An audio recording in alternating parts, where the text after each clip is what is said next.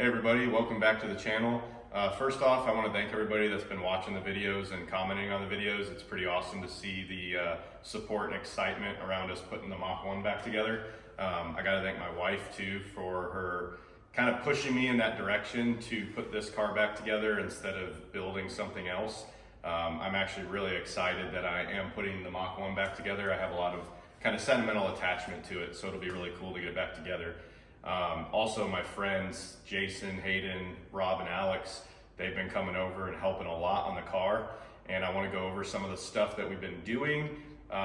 This is a full build, like front to back. I mean, literally everything: motor, turbo kit, transmission, rear end, suspension, wiring, you name it.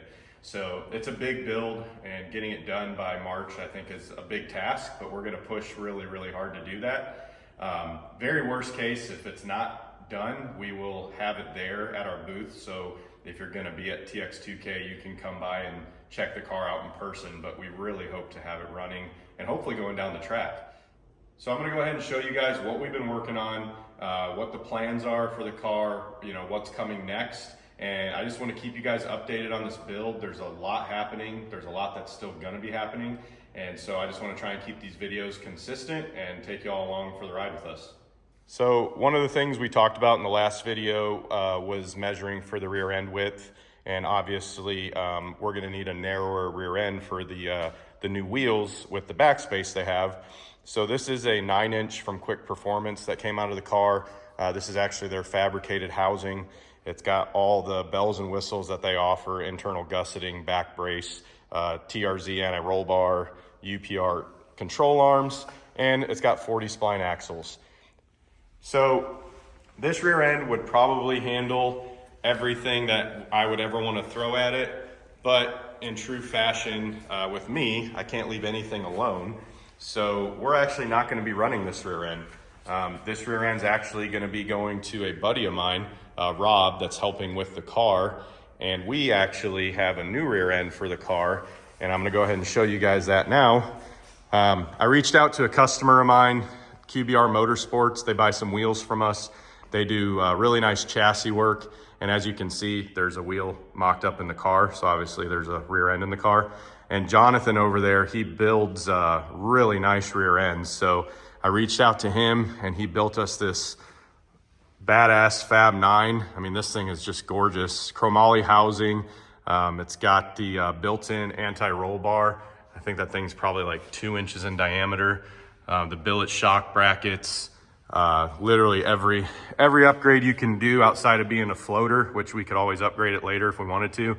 He did some double adjustable upper and lower control arms for us. My buddy Rob and Alex, they notched the frame so we can get the car down nice and low. And that's actually one of the things we're going to be working on next. So the rear end is hitting the shock bar right here. So we're going to relocate that higher up in the car and kind of do like a back half portion on the cage to tie it into the shock bar, and then tie that in back here to this bar that runs between the frame rails. So this thing is just absolutely stunning. We're super excited about it. It also has a 1/2 inch thick front plate on it, and it uses a built-in O-ring for the gasket there. You can see how much narrower it is. This is one of my old axles, and it reaches all the way across to the other axle tube. So I think we're about 10 inches narrower on the housing than we were before. Aftermarket upper torque boxes and aftermarket lower torque boxes as well. So all that was done back when the cage got done. So that's one of the big kind of surprises on the build here, and honestly one of my favorite things about the build.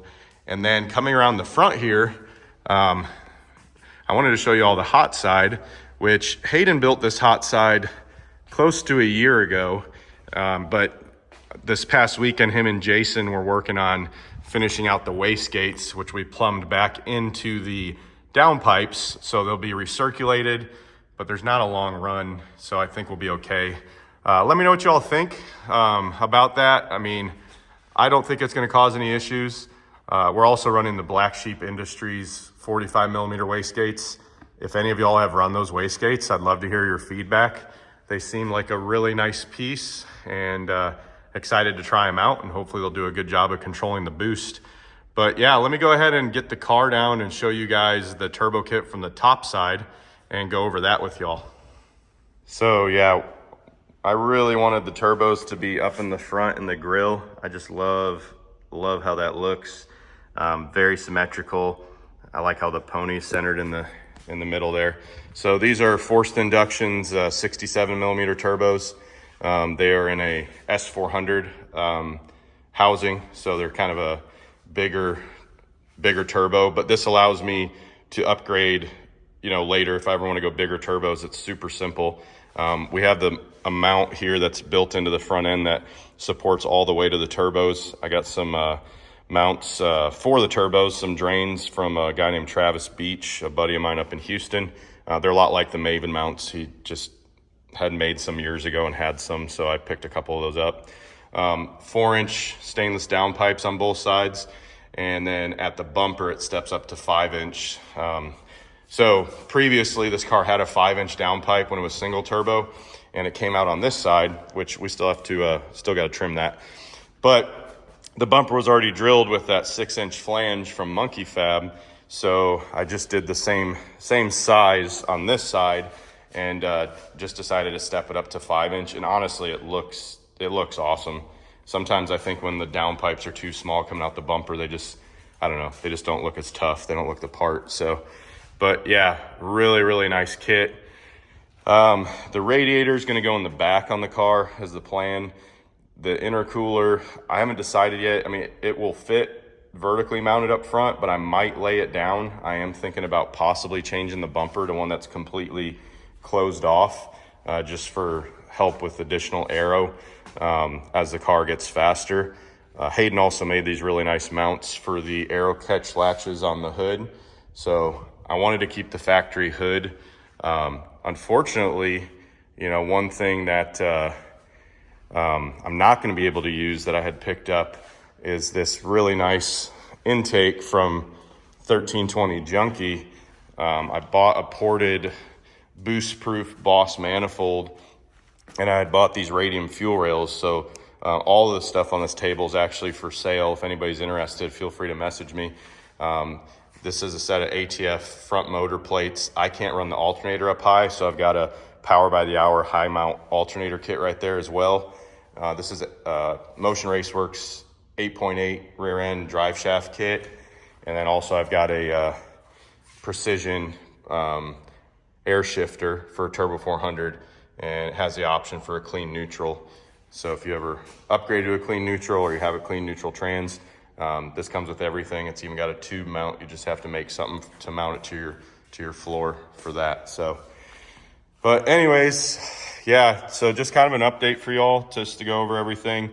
The next thing we're going to be working on is cutting the floors out, like I said, from the main hoop back. Those are going to get cut out. This bar right here will get moved up roughly 5 inches, I think is what it is, so that we get the center to center correct on the new shocks for the car.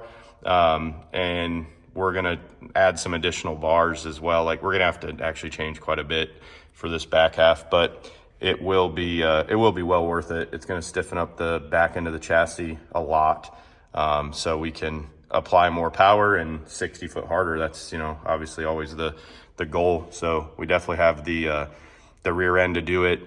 The transmission is on the way. I can't wait to show you guys that.